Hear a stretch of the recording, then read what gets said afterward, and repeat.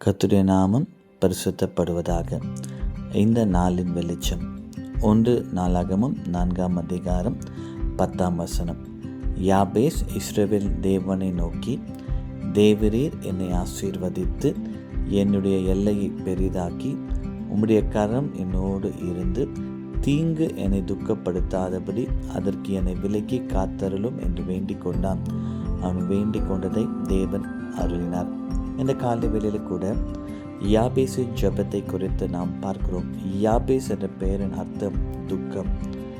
அவன் தாய் அவனை துக்கத்தோடு அவனை பெற்றதினால் துக்கம் என்று பெயரிட்டாள்.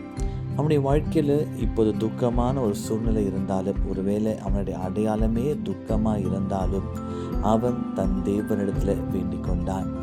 அவனுடைய பெரிய விசுவாசத்தை பாருங்க. ஒருவேளை என் தாய் என்னை துக்கம் என்று சொன்னாலும், உலகமே என்னை அதே பெயரை வைத்து எங்கே போனாலும் என்னை துக்கம் என்று அழைத்தாலும், தன் தேவன் தன் அடையாளத்தை மாற்றக்கூடியவர் என்று பெரிய விசுவாசத்தை வைத்திருந்தான். நம்முடைய வாழ்க்கையில் கூட நமக்கு இப்படிப்பட்ட விசுவாசம் இருக்கிறதா? அவன் ஜெபத்தை நாம் தியானிப்போம் என்றால் 4 காரியங்களை அவன் தேவனிடத்தில் கேட்கிறான். ஆண்டவரே, நீர் என்னை ஆசீர்வதிங்க. 2ஆவதாக என் எல்லையை பெரிதாக்குங்க. 3ஆவதாக உம்முடைய கரம் என்னோடு கூட இருக்கட்டும். 4ஆவதாக தீங்கு என்னை துக்கப்படுத்தாதபடி என்று சொல்லி 4 காரியத்துக்காக ஜெபிக்கிறான். இந்த காலை வேளையில் கூட ஆண்டவரிடத்தில் நாம் வேண்டிக் கொள்வோம் என்றால் கர்த்தர் நமக்கு செய்ய வல்லவராக இருக்கிறார். யாபேஸ் அதை அறிந்திருந்தான். உங்களுடைய வாழ்க்கையில் இப்போது நீங்கள் கடந்து போய் கொண்டிருக்கிற பாதை துக்கமாக இருக்கலாம், வியாதியாக இருக்கலாம், கண்ணீராக இருக்கலாம். பத்திமை கிருடன் இயேசுவிடத்தில் பார்த்து, தாவீதின் குமாரனே எனக்கு இரங்கும் என்று சொன்னான்.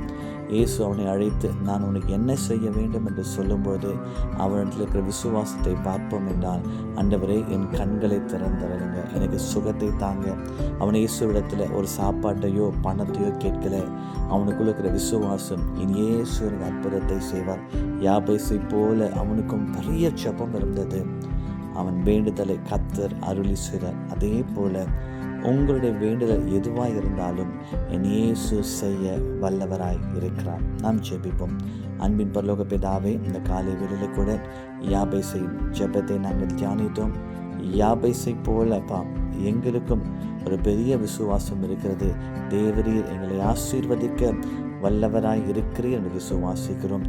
இந்த வார்த்தைகளை கேட்கிற ஒவ்வொரு பிள்ளைகளும் கர்த்தர் நீர் ஆசீர்வதித்தப்பா, தீங்கு துக்கப்படுத்தாமல் பாதுகாக்கும்படி நாங்கள் ஜெபிக்கிறோம். இயேசுவின் நாமத்தில் பிதாவே, ஆமென். God bless you.